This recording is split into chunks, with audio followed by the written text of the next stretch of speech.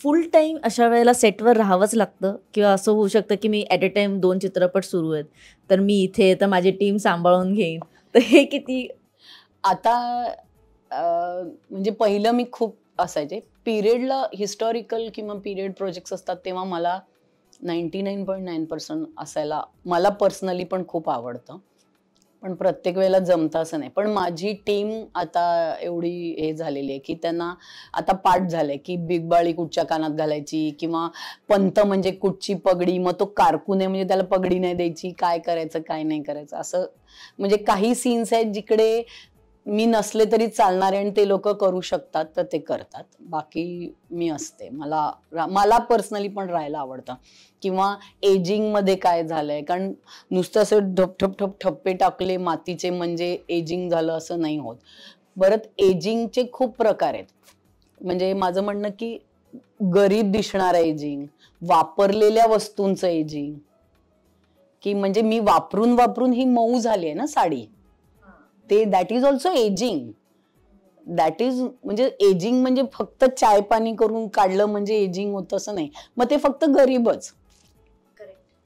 किंवा मग थोडंसं वापरून वापरून मग त्याच्यात की आपण कॉलर कोण कसं वापरतं, मग ज्याला घाम जास्त येतो मग तो रिक्षावाला आहे काय आहे, मग इथे कॉलर त्याची खराब होणार, मग त्यांची बायको नक्की कॉलर घासत असणार, मग ती कशी पहिली खराब होते. That is ageing. किंवा बटणं, कारण आपण शर्ट नवीन घेतो तो किती वेळा धुतला तरी बटणं चमकतातच, मग ती बदलावी लागतात. That is ageing. छोट्या छोट्या किंवा चप्पल म्हणजे फुटवेअरचं सुद्धा एजिंग असायला पाहिजे. असं की त्यांनी महत्वाचं म्हणजे ते आर्टिस्टनी वापरून ती त्याचीच चप्पल आहे असं वाटलं पाहिजे. आपण जशी आपली चप्पल सफाईने घालतो तशीच त्यांनी ती चप्पल पण सफाईने घातली पाहिजे. किंवा कधी टाईट झाली नवीन असते तर ती त्या ह्याच्यावरनं पुढे सरकत नाही तो पट्टा, मग अडकलं मग तसंच गजगज करून घालतो, मग ते दॅट इज ऑल्सो एजिंग असं माझं म्हणणं. की तर ते करणं सुद्धा इम्पॉर्टंट आहे. आणि ही सगळी कामं असतात कॉस्ट्युम डिझायनरला. म्हणजे आम्ही राजा शिव छत्रपतीचं आमचं वॉर सिक्वेन्स होता, पावसात होता आणि वॉर संपली, सगळेजण गेले.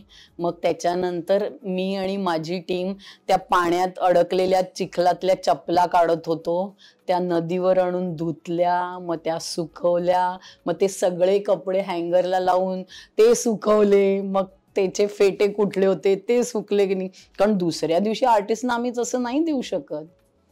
तर त्याच्यानंतर सुद्धा आम्हाला खूप काम असतं. कित्येक वेळा स्पॉट दादांना आमच्यासाठी थांबावं लागतं की दादा थांबा ना, 5 मिनिटं अजून राहिले, आमचे मोजड्या आल्या नाही आहेत, कोणी दागिने कुठे पडलेले असतात, कोणी नथी गायब पडल्या आहेत, त्या जोडव्या हरवल्या आहेत. बरं आपलं एक लिमिट बजेट असतं ना, तुम्ही किती गोष्टी हरवणार आणि किती वेळा नवीन आणणार, त्याला पण काहीतरी एक लिमिट असतं. मराठी मनोरंजन सृष्टीमधील मालिका, चित्रपट, नाटक तसेच कलाकारांबद्दलच्या नवीन अपडेट्स जाणून घेण्यासाठी नक्की सबस्क्राईब करा इट्स मज्जा मराठी या आपल्या नवीन यूट्यूब चॅनलला.